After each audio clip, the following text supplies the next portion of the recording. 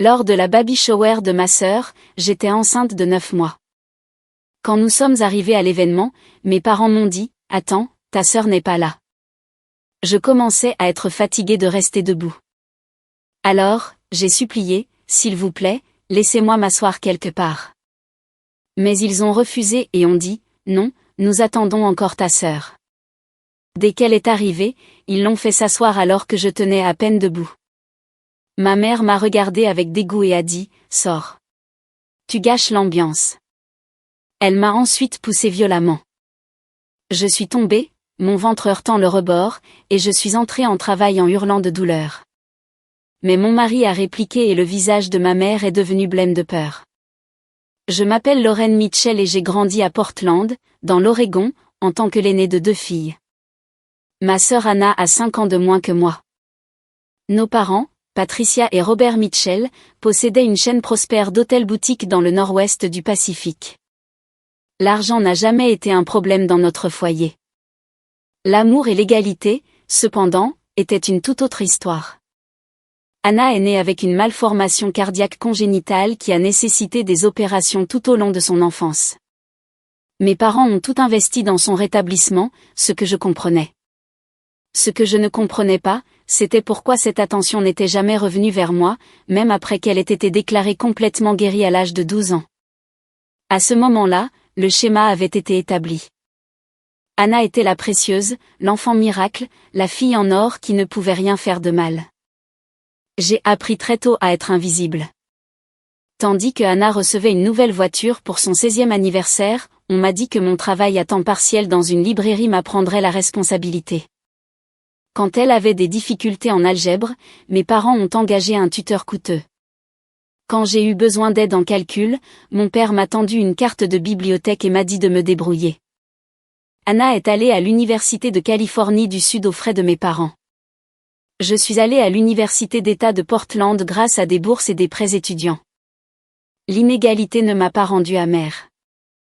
Au contraire, elle m'a rendue indépendante. J'ai obtenu mon diplôme avec mention en design graphique, j'ai décroché un poste dans une agence de marketing et j'ai rencontré Marcus Chen lors d'un événement de réseautage professionnel. Il était développeur de logiciels, avec des yeux bienveillants et un rire qui me réchauffait le cœur. Nous sommes sortis ensemble pendant 2 ans avant qu'il ne me demande en mariage sur un sentier de randonnée surplombant les gorges du fleuve Columbia. Mes parents ont assisté à notre mariage, mais ils sont partis tôt. Anna avait mal au ventre. Elle avait 22 ans. Marcus et moi avons construit une belle vie ensemble. Nous avons acheté une modeste maison dans un quartier avec de bonnes écoles, en planifiant l'avenir. Quand je suis tombée enceinte 2 ans après notre mariage, nous étions ravis. J'ai appelé ma mère immédiatement, m'attendant à au moins un semblant d'enthousiasme. « C'est bien, ma chérie », a dit Patricia. Mais Anna vient de se fiancer. Tu te rends compte ? À Drew Sutton, le banquier d'affaires. Sa famille possède la moitié du lac Oswego. 3 mois après le début de ma grossesse, Anna a annoncé qu'elle était aussi enceinte. Soudainement, ma mère avait du temps pour les conversations sur les bébés, sauf que chaque conversation portait sur la grossesse d'Anna. Les nausées matinales d'Anna étaient bien pires que la normale. Les envies d'Anna étaient si spécifiques. Anna avait besoin de vitamines prénatales personnalisées expédiées de Suède. J'ai travaillé jusqu'à mes 7 mois de grossesse, économisant de l'argent pour mon congé maternité. Anna a quitté son emploi de coordinatrice des réseaux sociaux immédiatement, prétextant le stress. Mes parents l'ont soutenue financièrement, bien sûr. Drew gagnait bien sa vie, mais apparemment pas assez pour satisfaire le besoin soudain d'Anna pour une chambre de bébé de designer qui coûtait plus que mon salaire annuel. Marcus remarquait la disparité plus que moi, probablement parce qu'il n'avait pas grandi avec. Après un dîner de famille particulièrement pénible où Patricia nous a montré 12 options de teintes différentes pour les murs de la chambre d'Anna tout en reconnaissant à peine mon existence, Marcus m'a tenu la main dans la voiture. « Tu n'es pas obligé de continuer à subir ça », a-t-il dit doucement. « C'est ma famille », ai-je répondu en frottant mon ventre gonflé. « Ils seront les grands-parents de ce bébé. » Le seront-ils vraiment ? A demandé Marcus. Ou seront-ils simplement les grands-parents du bébé d'Anna ? Je n'avais pas de réponse. L'invitation à la baby shower est arrivée quand j'étais enceinte de 8 mois et demi. Anna était à 6 mois, et Patricia avait organisé une garden party somptueuse dans leur propriété. L'invitation n'était adressée qu'à moi, sans accompagnateur pour Marcus. Quand j'ai appelé pour demander s'il pouvait venir, ma mère a soupiré de façon théâtrale. « Lorraine, c'est le jour d'Anna. Nous voulons que ce soit intime. Juste la famille. » « Marcus est de la famille, ai-je dit. Tu sais ce que je veux dire. » J'aurais dû refuser sur le champ. Marcus pensait certainement que j'aurais dû, mais une petite partie pathétique de moi espérait que me voir si enceinte, si vulnérable, pourrait déclencher un instinct maternel chez Patricia. Peut-être qu'elle réaliserait qu'elle allait avoir 2 petits-enfants. Peut-être que les choses s'équilibreraient enfin. J'étais si stupidement pleine d'espoir. La baby shower était prévue pour un samedi de juin. J'étais à 37 semaines de grossesse et mon médecin m'avait autorisé à y aller avec des instructions strictes de rester hydratée et de m'asseoir fréquemment. Ma date d'accouchement était dans 3 semaines et je me sentais comme si je portais une boule de bowling entre les hanches. Marcher était inconfortable. Rester debout plus de 10 minutes me faisait hurler le dos. Marcus m'a conduite à la propriété de mes parents au lac Oswego. Leur domaine s'étendait sur 3 acres avec des jardins manucurés et une vue sur le lac. En grandissant là-bas, je m'étais toujours sentie comme si je vivais dans un hôtel. Beau, mais impersonnel. « Appelle-moi si tu as besoin de quoi que ce soit », a dit Marcus en m'embrassant sur le front. « Je suis sérieux, Lorraine. Si quelque chose te semble anormal, tu m'appelles immédiatement. » Ce ne sont que quelques heures, l'ai-je rassuré, bien que mon estomac se tordait d'une anxiété qui n'avait rien à voir avec la grossesse. Marcus m'a aidé à sortir de la voiture, sa main stable sur mon coude. Je me suis dirigée en me dandinant vers le jardin où je pouvais déjà voir des tentes blanches et des arrangements de ballons. Des membres du personnel s'affairaient avec des plateaux et des décorations. Patricia n'avait clairement pas lésiné sur les moyens. Mon père est sorti de la maison, l'air mal à l'aise dans un polo et un pantalon kaki. Robert Mitchell était un homme grand qui avait passé sa vie en costume. Les tenues décontractées semblaient le faire souffrir physiquement. « Lorraine » a-t-il salué, jetant à peine un regard sur mon ventre énorme. « Anna est en retard. Tu devras attendre près de l'entrée de service. »« Attends » ai-je dit en déplaçant mon poids, sentant une vive douleur dans le bas du dos. « Papa, est-ce que je peux juste m'asseoir quelque part à l'intérieur ? J'ai très mal au dos. »« Ta mère veut que tout le monde arrive en même temps » a-t-il dit en s'éloignant déjà. « Attends là. » L'entrée de service était une petite zone couverte près de l'entrée de service, loin de l'événement principal. Il n'y avait pas de chaise. Je suis restée là, une main sur mon dos endolori, regardant les membres du personnel passer en courant avec des arrangements floraux et des flûtes à champagne. 20 minutes passèrent, puis 30. Mes pieds gonflaient dans mes chaussures. Le bébé appuyait sur ma vessie, et j'avais désespérément besoin d'aller aux toilettes. Je me suis dirigée en titubant vers la tente principale, pensant que je pourrais au moins prendre une chaise, mais Patricia s'est matérialisée comme une gardienne vêtue de haute couture, me barrant le chemin. « Où crois-tu que tu vas » a-t-elle demandé. « Maman, j'ai vraiment besoin de m'asseoir. »« Est-ce que je peux juste » Anna n'est pas encore là, m'a coupé Patricia, sa voix tranchante. « Nous ne commençons rien tant qu'elle n'est pas arrivée. Retourne attendre où ton père te l'a dit. » « Mais je suis enceinte, ai-je dit, détestant la façon dont ma voix s'est brisée. Je suis debout depuis une demi-heure. Est-ce que je ne peux pas juste m'asseoir quelque part pendant que nous attendons ? L'expression de Patricia s'est durcie en quelque chose que j'avais vu 1000 fois auparavant. Ce regard particulier qui disait que mes besoins étaient inopportuns. Que ma présence était au mieux tolérée. Non, nous attendons encore ta sœur. C'est son jour, Lorraine. Pour une fois, essaie de ne pas tout ramener à toi. Les mots m'ont frappé comme une gifle. Tout ramener à moi ? J'avais passé ma vie entière à m'effacer, acceptant des miettes d'attention pendant que Anna se prélassait sous les projecteurs. Et maintenant, enceinte de 9 mois et souffrante, j'étais égoïste de vouloir m'asseoir. Je suis retournée à l'entrée de service. Des larmes me brûlaient les yeux, mais j'ai refusé de les laisser couler. 45 minutes, 1 heure. Mes jambes tremblaient. Une douleur aiguë me traversait le bassin à chaque petit mouvement.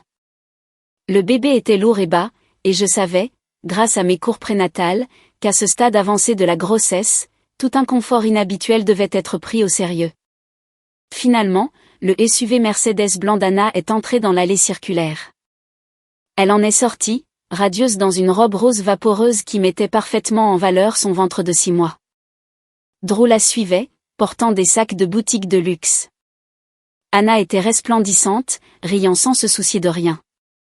Patricia s'est précipitée, serrant Anna dans ses bras. « Ma chérie, nous t'attendions. » Elles sont passées juste à côté de moi sans un regard. Le ventre d'Anna était net et rond, loin de la taille énorme et inconfortable du mien. Elle se déplaçait avec grâce alors que je me sentais comme une masse enflée et chancelante. Je les ai suivis jusqu'à la tente du jardin, chaque pas étant une agonie. Les invités avaient commencé à arriver. Des amis de la famille, des cousins que je connaissais à peine, les amis d'université d'Anna. Il devait y avoir 60 personnes. Un fauteuil aux allures de trône, décoré de fleurs, était au centre de la tente, clairement destiné à Anna. Patricia a guidé Anna vers le fauteuil spécial. Anna s'est assise avec un soupir reconnaissant, plaçant une main sur son ventre avec une élégance étudiée. Tout le monde roucoulait. Les appareils photo crépitaient. Ma mère rayonnait comme si Anna venait d'accomplir quelque chose d'extraordinaire simplement en existant. Je me tenais au bord de la tente, passant d'un pied sur l'autre, cherchant n'importe quel siège disponible. Il y avait des chaises sur les côtés, mais elles étaient toutes occupées. Quelques personnes ont jeté un regard inquiet sur mon ventre énorme, mais personne n'a offert sa place. J'ai croisé le regard de ma mère à travers la tente. Elle m'a vu debout, a vu mon inconfort désespéré. J'ai articulé, « Je peux m'asseoir ?» Les yeux de Patricia se sont plissés. Elle s'est excusée auprès des admirateurs d'Anna et a marché vers moi, me saisissant le coude assez fort pour me faire un bleu. « Qu'est-ce que tu fais ?» a-t-elle sifflé. « J'ai besoin de m'asseoir, maman. »« S'il te plaît, je suis debout depuis plus d'1 heure. »« Tu fais une scène » a-t-elle murmuré durement. « Tout le monde te regarde parce que je tiens à peine debout. » La voix de Patricia est tombée à un murmure venimeux. « Tu gâches l'ambiance. C'est le jour d'Anna et tu le gâches avec ton inconfort. Pars. » Le monde a basculé. « Tu veux que je parte ? Je suis enceinte de 9 mois. Tu m'as entendu. Sors. » J'ai regardé ma mère, essayant de trouver une trace de reconnaissance, un signe qu'elle parlait à sa fille enceinte qui avait conduit 1 heure pour être là. Il n'y avait rien, juste un dédain glacial. Quelque chose a dû se voir sur mon visage car l'expression de Patricia s'est transformée en dégoût. Elle a posé sa main sur mon épaule et m'a poussé en arrière. Je ne m'y attendais pas. Mon centre de gravité était déjà décalé à cause de la grossesse. Mon équilibre était compromis. J'ai trébuché, les bras en moulinet, essayant de me rattraper. Mon pied s'est pris dans le bord de la bordure en pierre décorative qui longeait la zone de la tente. Je suis tombée lourdement.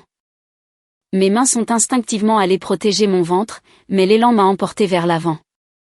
Le bord de la pierre a heurté mon ventre directement.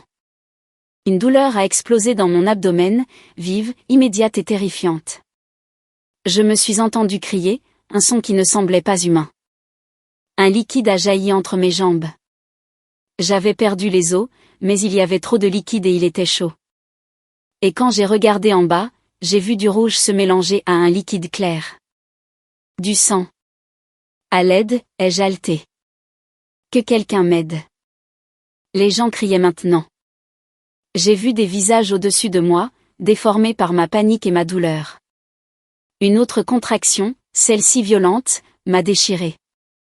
Le bébé arrivait. 3 semaines en avance et il arrivait vite. Appelez le 911, a crié quelqu'un. À travers le chaos, j'ai entendu la voix de Patricia. Stridente et paniquée. Qu'est-ce qu'elle a fait ? Elle gâche tout. Anna, ne regarde pas, ma chérie. Une contraction m'a déchirée, plus forte que tout ce que j'avais connu lors des cours prénatales. Ce n'était pas un accouchement. C'était une urgence. La chute avait déclenché quelque chose de catastrophique. J'ai entendu des pneus crisser dans l'allée. Marcus a fait irruption à travers la foule, tombant à genoux à côté de moi. Son visage était blanc, ses mains tremblaient en touchant mon visage. Je suis là, a-t-il dit. Lorraine, je suis là. Respire, mon amour. Respire. Le bébé, ai-je sangloté. Marcus, quelque chose ne va pas, l'ambulance arrive, a-t-il dit, mais ses yeux étaient terrifiés. Patricia est apparue au-dessus de nous, son visage un masque d'horreur. Pas d'horreur pour moi, ai-je réalisé. D'horreur pour sa garden party maintenant ruinée par le sang, le liquide amniotique et mes cris.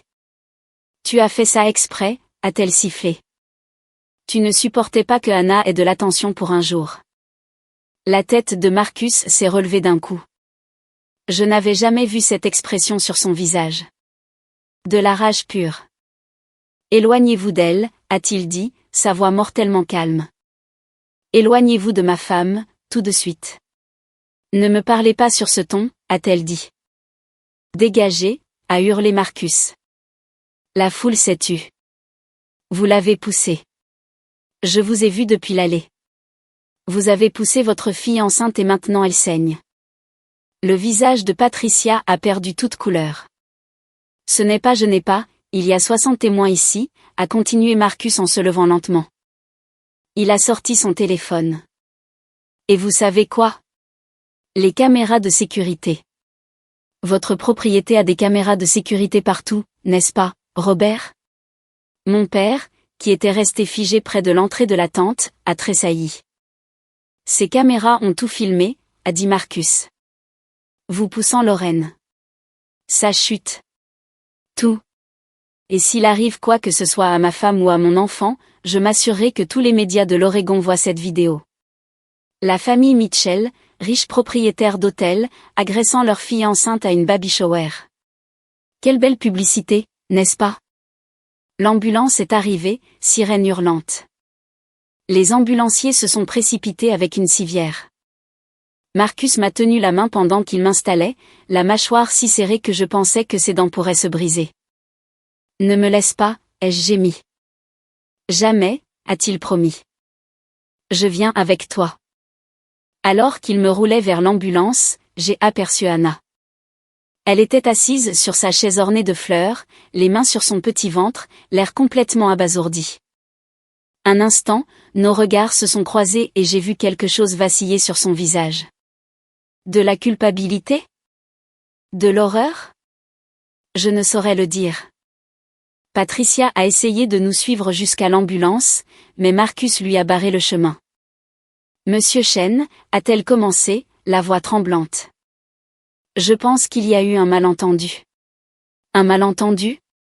Marcus a ri, un son amer. Un malentendu, c'est se tromper de commande de café. Ça, c'est une agression. C'est une mise en danger. Et croyez-moi, Madame Mitchell, la seule chose que j'essaie de comprendre en ce moment, c'est si je dois porter plainte au pénal ou simplement vous poursuivre en justice jusqu'à vous ruiner. Vous ne pouvez pas, regardez-moi, a dit Marcus. Vous voulez savoir ce que j'ai fait pendant que Lorraine se préparait ce matin? J'ai mis à jour nos testaments. Je me suis assuré que s'il nous arrivait quoi que ce soit, vous et Robert n'auriez rien. Pas de droit de garde, pas de visite. Vous ne rencontrerez jamais votre petite fille. Patricia a vacillé, s'agrippant à une chaise voisine. Vous ne pouvez pas séparer une famille. Vous l'avez fait vous-même quand vous avez poussé votre fille, a répondu froidement Marcus. Il est monté dans l'ambulance, reprenant ma main. Le trajet jusqu'à l'hôpital a été un brouillard de douleur et de peur. Je faisais une hémorragie. La chute avait provoqué un décollement placentaire. Les ambulanciers ont expliqué que le placenta se séparait de mon utérus. Mon bébé était en détresse. Césarienne d'urgence, a dit quelqu'un. Préparez le bloc 2. Tout s'est enchaîné très vite après ça. Des lumières vives, des masques chirurgicaux, les yeux terrifiés de Marcus au-dessus de son propre masque alors qu'il le laissait entrer dans la salle d'opération. L'anesthésiste m'expliquant la péridurale, puis la bienheureuse anesthésie de la poitrine aux pieds, bien que mon cœur battait toujours la chamade. Est-ce que le bébé va bien, n'arrêtais-je de demander. S'il vous plaît, est-ce que le bébé va bien? Nous nous en occupons, a dit un médecin. Essayez de rester calme, Lorraine. J'ai senti une pression, une traction, un mouvement. Puis le plus beau son que j'ai jamais entendu. Un cri aigu et furieux. C'est une fille, a annoncé le médecin, soulevant un minuscule bébé au visage rouge. Elle est petite, mais elle respire toute seule. Lorraine, vous avez une fille. Ils l'ont emmenée à l'équipe de néonatologie avant que je puisse la tenir. Marcus a suivi, me laissant sur la table d'opération pendant qu'il me recousait. Je fixais le plafond, des larmes coulant sur mes tempes, en priant. 1 heure plus tard, j'étais en salle de réveil. Marcus est apparu à côté de mon lit, le visage épuisé mais fendu du plus grand sourire que j'ai jamais vu. Elle pèse 2,350 kg, a-t-il dit. Petite, mais forte. Il la surveille en néonatologie, mais les médecins pensent qu'elle ira bien. Lorraine, notre fille va bien. J'ai fondu en larmes, un soulagement immense m'envahissant. Je peux la voir? Dès que tu seras stable, ils t'y emmèneront, a promis Marcus. Les heures suivantes furent un tourbillon de contrôles médicaux et de visites en néonatologie. Notre fille, que nous avons appelée Sophia Greschen, était en effet petite mais féroce. Elle a serré mon doigt avec une force surprenante quand j'ai enfin pu la toucher. Née 3 semaines en avance, d'un traumatisme, mais vivante et combative. Mes parents ont essayé de venir. J'ai dit au personnel de l'hôpital que je ne voulais pas les voir, et ils ont respecté mes souhaits en tant que patiente.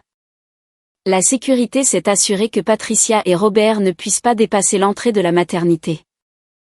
Patricia a envoyé des fleurs avec une carte qui disait « Nous devrions parler ». Marcus les a jetées à la poubelle. Le processus judiciaire a commencé immédiatement. Marcus a engagé un avocat le soir même.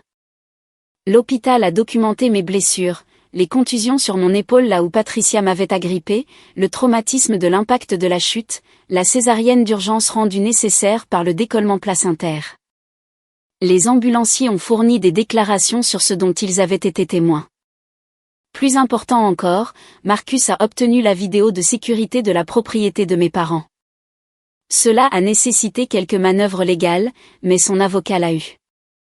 La vidéo était accablante. Une vidéo parfaitement claire de Patricia me poussant, de ma chute, de l'impact, de tout. Il n'y avait aucun moyen de faire passer ça pour un accident. Marcus n'a pas seulement menacé de poursuites judiciaires. Il les a mises à exécution. Dans les jours qui ont suivi l'incident, il a engagé un avocat de renom qui a immédiatement déposé une requête pour la préservation de toutes les vidéos de sécurité de la propriété de mes parents. Cette démarche légale a été rapide et stratégique, empêchant toute possibilité que les preuves soient effacées ou accidentellement perdues. Lorsque la vidéo a été officiellement réquisitionnée et remise par les voies légales, elle était accablante. La nouvelle s'est répandue rapidement. Quelqu'un à l'hôpital a divulgué l'histoire à un média local. En quelques jours, c'était partout, de riches propriétaires d'hôtels accusés d'avoir agressé leur fille enceinte lors d'une baby shower. La vidéo de sécurité, bien que non rendue publique, a été vue par suffisamment de personnes dans le système judiciaire pour que des détails fuitent. Le tribunal de l'opinion publique a été rapide et impitoyable. Les postes de Patricia au sein de conseils d'administration caritatifs se sont évaporés du jour au lendemain. Les partenaires commerciaux de Robert ont commencé à prendre leur distance. Les avis sur leurs hôtels ont chuté, les gens laissant des commentaires sur le caractère de la famille. Les photos de fiançailles d'Anna ont été retirées des réseaux sociaux après que les commentateurs ont bombardé ses comptes de critiques. L'avocat de mes parents a tenté de négocier un règlement. Marcus a refusé. L'affaire irait au tribunal.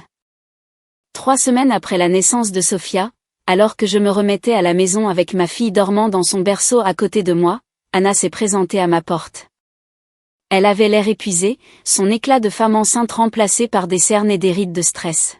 « On peut parler ?» a-t-elle demandé doucement. J'aurais dû dire non. J'aurais dû lui claquer la porte au nez.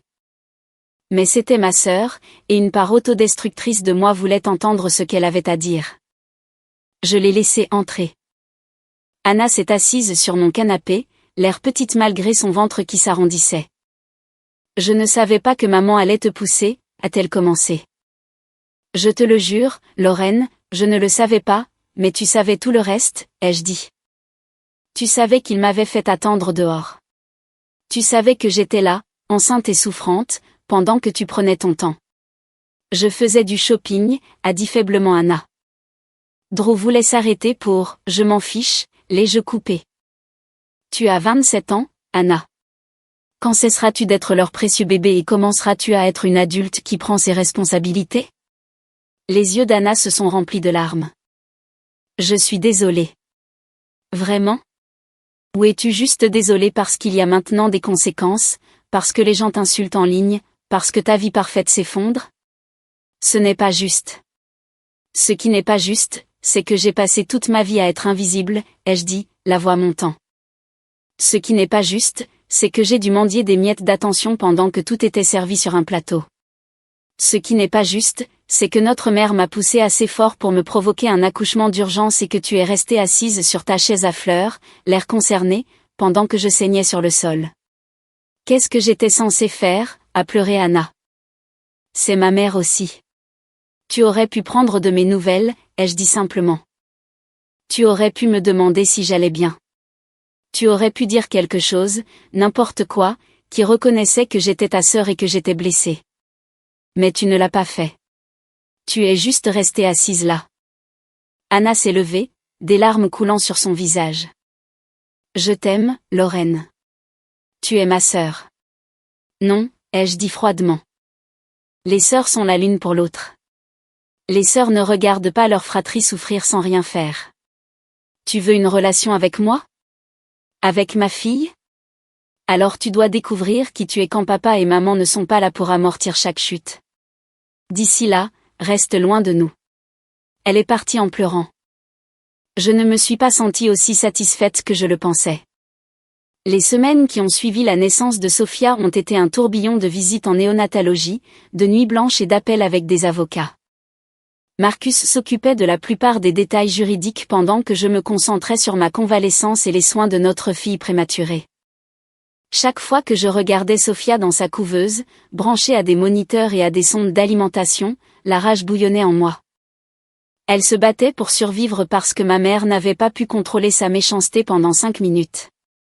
L'histoire a fait le tour des réseaux sociaux avant même d'atteindre les médias. Quelqu'un à la baby shower avait filmé avec son téléphone. Pas tout l'incident, mais suffisamment. Des extraits de moi, seule, visiblement enceinte et mal à l'aise, tandis que les invités passaient. L'audio de Patricia disant « C'est le jour d'Anna ». Puis le chaos, les cris, les ambulances. La personne qui a posté la vidéo n'a identifié personne par son nom, mais Internet est implacable. En 48 heures, les gens avaient identifié la chaîne d'hôtels de mes parents, leur nom, tout. Les avis ont commencé à affluer. Je ne séjournerai jamais dans un hôtel appartenant à des gens qui agressent des femmes enceintes. Imaginez traiter votre propre fille de cette façon. Le personnel est probablement maltraité aussi, si c'est ainsi qu'ils traitent leur famille. Les notes d'une étoile ont inondé chaque établissement. Leurs comptes de réseaux sociaux d'entreprise ont été bombardés de commentaires et d'accusations. Robert a tenté de limiter les dégâts.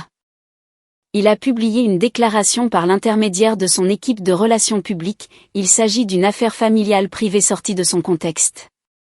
Nous aimons tous nos enfants de la même manière et sommes dévastés par ce malentendu. La déclaration a empiré les choses. Les gens ont déterré de vieux articles de pages mondaines montrant Anna à des galas de charité alors que j'étais manifestement absente. Des photos de la somptueuse fête des 16 ans d'Anna comparées à l'absence de couverture de la mienne. Internet est devenu une armée de détectives amateurs, construisant un dossier de favoritisme s'étendant sur des décennies. La menace de Marcus concernant la vidéo de sécurité avait été stratégique. Il savait que mes parents prendraient immédiatement un avocat et il voulait qu'ils soient terrifiés par les preuves existantes. Le lendemain même de l'incident, alors que j'étais encore en convalescence, Marcus a fait déposer par son avocat une requête d'urgence pour préserver tous les enregistrements de sécurité de la propriété. Sa propre expérience en technologie signifiait qu'il comprenait les empreintes numériques et la préservation des preuves. Le tribunal a accordé l'ordonnance en quelques heures et un spécialiste informatique désigné par le tribunal a sécurisé les enregistrements avant même que mes parents n'aient pensé à quoi en faire. Quand il m'a montré la vidéo en entier, j'ai dû quitter la pièce à mi-parcours. Me voir mendier une chaise, voir le visage de ma mère se tordre de mépris, voir la poussée et la chute. C'était pire que de le vivre. L'angle de la caméra avait tout capté. La main de Patricia sur mon épaule, la force de la poussée, mes bras s'agitant, le moment écœurant de l'impact. Puis le sang se répandant sur les pierres décoratives tandis que les invités hurlaient. Elle va prétendre que c'était un accident, a dit Marcus, la voix tendue. Qu'elle t'a à peine touché, que tu exagères. La vidéo ne ment pas, ai-je murmuré. Non, en effet. La plainte pénale a été déposée dans la semaine qui a suivi la naissance de Sophia. L'inspectrice Sarah Morrison a pris ma déposition à l'hôpital, son expression s'assombrissant à mesure que je racontais des années de négligence aboutissant à cette poussée. Elle a regardé la vidéo de sécurité 2 fois, en prenant des notes. Madame Chen, a-t-elle dit prudemment, je dois vous demander, y a-t-il une chance que ce soit un accident? Que votre mère ait voulu vous guider et ait utilisé trop de force? Je lui ai montré les bleus sur mon épaule. 5 empreintes de doigts distinctes, violet foncé sur ma peau pâle. Est-ce que ça ressemble à un geste de guidage pour vous? La mâchoire de l'inspectrice Morrison s'est crispée. L'accusation d'agression a été déposée 2 semaines plus tard, après que le procureur a examiné toutes les preuves. Patricia a été arrêtée à son domicile, traitée et libérée sous caution en quelques heures. Sa photo d'identité judiciaire a fuité presque immédiatement. Ma mère, qui avait bâti son identité sur des apparences impeccables et un statut social, avait l'air hagarde et vieille sur cette photo. Elle s'est répandue sur Internet comme une traînée de poudre. Anna m'a appelé pour la première fois depuis l'incident. Lorraine, tu dois abandonner les poursuites. Maman est anéantie. Ça détruit la famille. Elle a détruit la famille quand elle m'a poussé, ai-je répondu froidement. C'était un accident. La vidéo dit le contraire. Tout comme les 60 témoins. Et mes dossiers médicaux montrant un décollement placentaire dû à un traumatisme contondant. S'il te plaît, a supplié Anna. C'est notre mère. Elle a cessé d'être ma mère il y a longtemps. Elle n'est que la femme qui m'a mise au monde et qui a passé 30 ans à regretter de l'avoir fait. Anna s'est mise à pleurer. Ce n'est pas vrai. Vraiment? Cite-moi une seule fois au cours des 10 dernières années où elle m'a choisi plutôt que toi. Une seule fois où elle a célébré mes réussites. Une seule fois où elle m'a fait sentir que je comptais autant que toi. Silence à l'autre bout du fil. C'est bien ce que je pensais, ai-je dit avant de raccrocher. La comparution initiale a eu lieu en premier, une brève audience où Patricia a plaidé non coupable. Puis est venue l'audience préliminaire plusieurs semaines plus tard, qui fut un véritable cirque. Les camionnettes des chaînes d'information campaient devant le palais de justice. Patricia est arrivée avec des lunettes de soleil de créateur et une robe noire, jouant le rôle de la mère éplorée. Robert marchait à ses côtés, le visage de pierre. Leur avocat, un homme mielleux nommé Gerald Winters, semblait confiant. Cette confiance s'est évaporée lorsque l'accusation a diffusé la vidéo de sécurité en audience publique.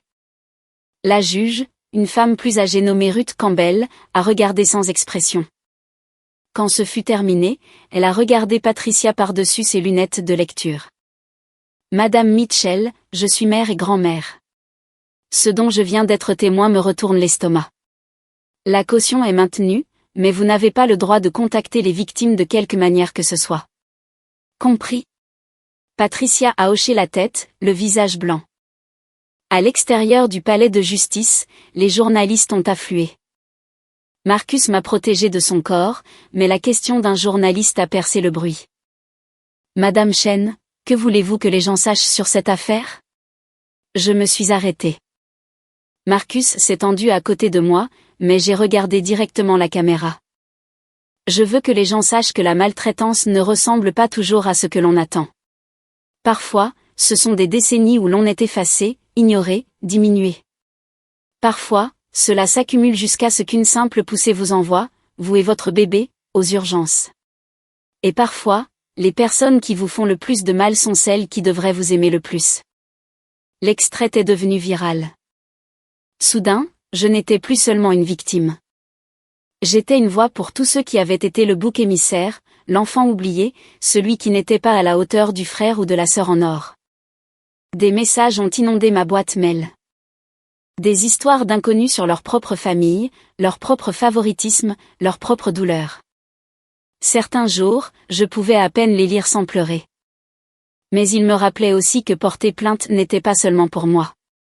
C'était pour tracer une ligne et dire que ce n'était pas acceptable. Le procès civil a été intenté 1 mois plus tard.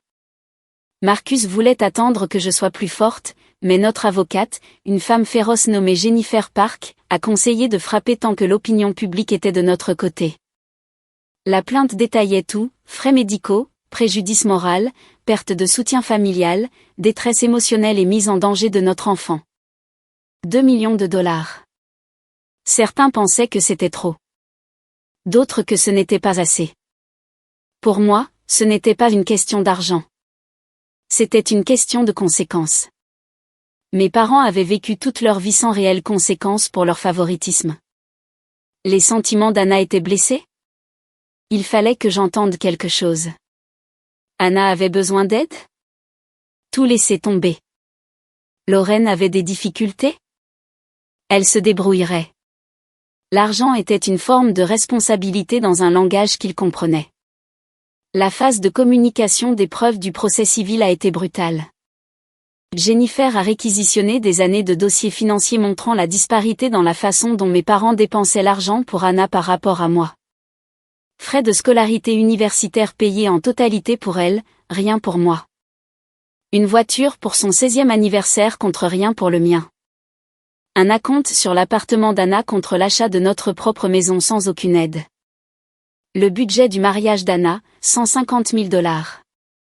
Le mien, 5 000 $, que nous avons payé nous-mêmes parce qu'ils ne pouvaient pas se permettre de contribuer. Les chiffres étaient accablants. Sur une période de 20 ans, mes parents avaient dépensé environ 700 000 $ de plus pour Anna que pour moi. Jennifer a tout exposé dans le dossier. Cela établit un schéma de favoritisme et de négligence émotionnelle qui a culminé par une violence physique. Des dépositions ont été programmées pour le procès civil. J'ai dû m'asseoir en face de ma mère dans une salle de conférence et raconter chaque souvenir douloureux. Patricia a pleuré pendant la majeure partie, s'épongeant les yeux avec un mouchoir. Son avocat s'est opposé à une question sur 3. Est-ce que votre mère vous a déjà dit qu'elle vous aimait? A demandé Jennifer. Objection. Pertinence, a interrompu Gérald. J'autorise, a noté le sténographe judiciaire. J'ai réfléchi à la question. Pas que je me souvienne. Pas spécifiquement à moi. Disait-elle à Anna qu'elle l'aimait? Tout le temps. Les pleurs de Patricia se sont intensifiés. Une partie de moi se sentait coupable. La plupart de moi se sentait vide. La déposition de Robert a été pire. Il est resté assis là comme une statue, répondant d'un ton monocorde. Oui, ils avaient dépensé plus pour Anna. Oui, Anna avait eu des problèmes de santé dans son enfance. Non, cela ne signifiait pas qu'il m'aimait moins. Non, il ne pensait pas que le favoritisme était significatif. Oui, il était présent lorsque Patricia m'a poussé. Non, il n'est pas intervenu. Pourquoi pas, a insisté Jennifer. Je n'ai pas pensé, Robert a fait une pause. C'est arrivé très vite. La vidéo de sécurité montre cette seconde complète entre le moment où votre femme a attrapé l'épaule de Madame Chen et le moment où elle est tombée. Vous étiez à 5 mètres. Vous n'avez pas pensé à intervenir. Robert n'avait pas de réponse. Le procès pénal a mis 8 mois à arriver devant le tribunal. Pendant ce temps, la chaîne d'hôtels de mes parents a continué à perdre des clients. 2 autres établissements ont fermé leurs portes définitivement. Le conseil d'administration a forcé Robert à prendre une retraite anticipée, citant le passif et le cauchemar de relations publiques. Patricia a démissionné de toutes les organisations caritatives dont elle avait fait partie, certaines avant qu'elle ne puisse la renvoyer officiellement. Le procès civil devait commencer 2 mois après la conclusion de la procédure pénale. Au tribunal, la vidéo de sécurité a été diffusée sur un grand écran. Le jury a regardé Patricia me pousser. M'a regardé tomber. A regardé le sang et le chaos qui ont suivi. Plusieurs jurés semblaient physiquement malades. Mon avocate a présenté des témoignages médicaux sur le décollement placentaire et les risques pour la mère et l'enfant. Les factures d'hôpital seules dépassaient les $200 000. L'impact émotionnel était incalculable. L'avocat de Patricia a tenté de plaider l'accident, qu'elle m'avait à peine touché, que j'étais instable sur mes pieds. La vidéo contredisait chaque affirmation. L'accusation a fait venir des témoins de la fête qui ont témoigné des paroles de Patricia. Sors. Tu gâches l'ambiance. Le jury du procès pénal a délibéré pendant 3 heures. Coupable d'agression. Patricia a été condamnée à 18 mois de prison, avec sursis, assorti d'un an d'assignation à résidence, de 5 ans de probation et de conseils obligatoires en gestion de la colère. Il lui a également été ordonné de n'avoir aucun contact avec moi ou ma famille. Le procès civil a suivi 2 mois plus tard. Ce jury a délibéré pendant 5 heures. Le procès civil nous a accordé 1,6 million de dollars de dommages et intérêts. Pas les 2 millions que nous demandions, mais plus que suffisant pour couvrir les frais médicaux, les frais de justice et une compensation pour le préjudice moral. Mon père a payé sans contester, espérant probablement mettre fin au cauchemar. Mais l'argent ne pouvait pas réparer ce qui était brisé. L'empire de la famille Mitchell s'effondrait. 2 autres hôtels ont fermé. Les fiançailles d'Anna avec Drew ont pris fin discrètement. Il ne voulait aucune association avec le scandale. 1 an après la conclusion des 2 procès, Patricia a envoyé une lettre. C'était 10 pages d'excuses, de justifications et de demi-excuses. Je n'ai jamais voulu te faire de mal, écrivait-elle. J'étais stressée par la fête. Je ne t'ai pas poussé si fort. Tu exagères le traumatisme. Je n'ai pas répondu. Il n'y avait plus rien à dire. 3 ans plus tard, Robert a eu une crise cardiaque. Il a survécu, mais en est ressorti affaibli. Par des connaissances communes, j'ai entendu que Patricia voulait se réconcilier, qu'ils voulaient rencontrer leur petite fille. Marcus m'a laissé la décision. Ce sont tes parents, a-t-il dit. Quel que soit ton choix, je te soutiendrai. J'y ai réfléchi longtemps. J'ai pensé au pardon, à la famille, et à savoir si le sang signifiait vraiment quelque chose. J'ai regardé Sophia, maintenant âgée de 7 ans et brillante comme le soleil, jouer avec ses cubes, complètement inconsciente du dysfonctionnement qui avait précédé sa naissance. Finalement, j'ai écrit une seule lettre en retour. Tu ne m'as pas poussé si fort, ai-je écrit. Tu as raison. Tu m'as poussé toute ma vie. Hors de ton attention, de tes priorités, de ton cœur. La poussée physique n'était que le point culminant de 30 ans de poussées émotionnelles. J'en ai assez d'être poussée. Sophia mérite des grands-parents qui la voient, qui l'apprécient, qui ne sacrifieraient pas son bien-être pour leur convenance. Vous avez prouvé que vous n'êtes pas ces personnes. Ne nous contactez plus. Je n'ai plus jamais eu de leurs nouvelles. Anna a pris contact sporadiquement au fil des ans. Des emails maladroits, des cartes d'anniversaire pour Sophia que je n'ai pas jetées, mais que je n'ai pas non plus exposées. Elle a eu son bébé, un garçon nommé Tyler. Et d'après ce que j'ai compris par oui-dire, elle avait aussi coupé les ponts avec Patricia et Robert. Peut-être qu'elle avait enfin grandi. Peut-être qu'elle avait réalisé ce que l'encouragement de leur toxicité lui avait coûté. Je n'ai pas répondu. Certains ponts, une fois brûlés, devraient rester en cendres. Marcus et moi avons eu un autre enfant 3 ans après Sophia, un fils que nous avons appelé James. Nous avons déménagé à Seattle pour le travail de Marcus, mettant une distance physique entre nous et les débris de la famille Mitchell. Nous avons construit notre propre famille avec nos propres traditions, où l'amour était inconditionnel et l'attention n'était pas une compétition. Sophia a maintenant 7 ans et James en a 4. Ils sont tous les deux intelligents et gentils et n'ont aucune idée que la naissance de Sophia a été tout sauf célébrée. Ils savent qu'ils ont des grands-parents qu'ils ne voient pas, mais c'est le cas de beaucoup d'enfants. Ce n'est pas inhabituel dans leur monde. Parfois, je me demande si je la prive de famille.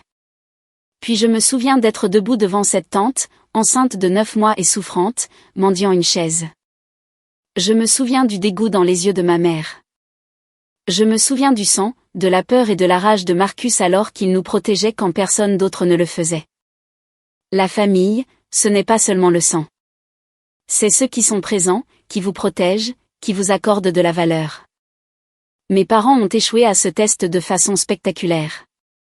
Ils ont fait leur choix quand Patricia m'a poussé. J'ai fait le mien quand j'ai décidé que Sophia ne se sentirait jamais comme moi. Debout à l'extérieur de l'amour, regardant à l'intérieur. Avec le recul, cette baby shower a été à la fois le pire jour de ma vie et un cadeau empoisonné. Elle a brisé toutes les illusions restantes sur ma famille. Elle m'a montré exactement qui ils étaient à l'épreuve et elle a révélé la force de la famille que j'ai construite avec Marcus, celle qui comptait. Le nom Mitchell signifiait autrefois quelque chose à Portland. Maintenant, il est synonyme de scandale et de cruauté. Leurs hôtels ne s'en sont jamais remis. Leur statut social s'est dissous. Anna a perdu ses fiançailles et son fonds en fiducie lorsque les finances de Robert se sont effondrées sous les frais de justice et les pertes de revenus. Ils ont perdu tout ce qui comptait pour eux, statut, réputation, richesse. J'ai gagné tout ce qui compte vraiment. Un mari qui brûlerait le monde pour me protéger. 2 enfants en bonne santé. La paix. Parfois, la vengeance ne consiste pas à prendre sa revanche. Elle consiste à se libérer. Je suis libérée de leurs attentes, de leur favoritisme, de leur amour conditionnel. Le prix était élevé, mais valait chaque centime de ce règlement. Et quand Sophia me pose des questions sur ses grands-parents, je lui dis la vérité en des termes qu'elle peut comprendre. Certaines personnes ne sont pas prêtes à être une famille. Ce n'est pas grave. Nous avons toute la famille dont nous avons besoin ici. Elle accepte cela facilement, comme les enfants acceptent les vérités simples. Elle a les parents de Marcus qui l'adorent, elle et James, avec une affection sincère. Elle a des tantes et des oncles du côté de Marcus qui viennent à ses pièces de théâtre à l'école et à ses fêtes d'anniversaire. Elle a de l'amour en abondance. Elle n'a pas besoin des Mitchell. Moi non plus. 7 ans ont passé depuis cette baby shower. Je fais encore des cauchemars parfois. Je me réveille avec des douleurs fantômes dans le ventre. Je revis la chute. La thérapie a aidé. Le temps a aidé encore plus. Ce qui aide le plus, c'est de regarder mes enfants, en bonne santé et heureux. Grandissant dans un foyer où ils sont aimés de manière égale, où leur valeur n'est pas déterminée par le fait d'être le favori, où ils sont en sécurité. C'est ça, la vraie vengeance, je pense. Pas le procès, ni les accusations pénales, ni la réputation détruite. C'est de construire quelque chose de mieux. De briser le cycle. De choisir différemment. Patricia m'a poussé, mais j'ai atterri dans un endroit meilleur que celui où je me trouvais. Loin de la toxicité, dans la vérité. Je ne sais pas ce qu'il est advenu de la famille Mitchell après notre déménagement. Je ne consulte pas leurs réseaux sociaux ni ne demande de nouvelles à des amis communs. Ils existent dans mon passé. Une fable édifiante que je partagerai un jour avec mes enfants sur la raison pour laquelle nous choisissons nos batailles et nos limites avec soin. La cicatrice de ma césarienne s'est estompée pour devenir une fine ligne argentée. Certaines cicatrices font cela. D'autres sont plus profondes. Invisibles mais permanentes. Je porte les deux. Mais je porte aussi mes enfants, mon mariage, mon cœur, d'un seul tenant. Je porte la connaissance que lorsque ma mère m'a poussée, elle m'a poussé hors de son dysfonctionnement et dans ma propre vie. Une vie qu'elle ne pouvait ni contrôler ni diminuer. Marcus dit que c'est la meilleure vengeance de toutes. Bien vivre, être heureux, refuser de leur laisser prendre de la place dans notre présent pendant qu'ils pourrissent dans leurs propres conséquences. Il a raison. Il a souvent raison. Sophia vient de courir dans la pièce, tenant un dessin qu'elle a fait à l'école.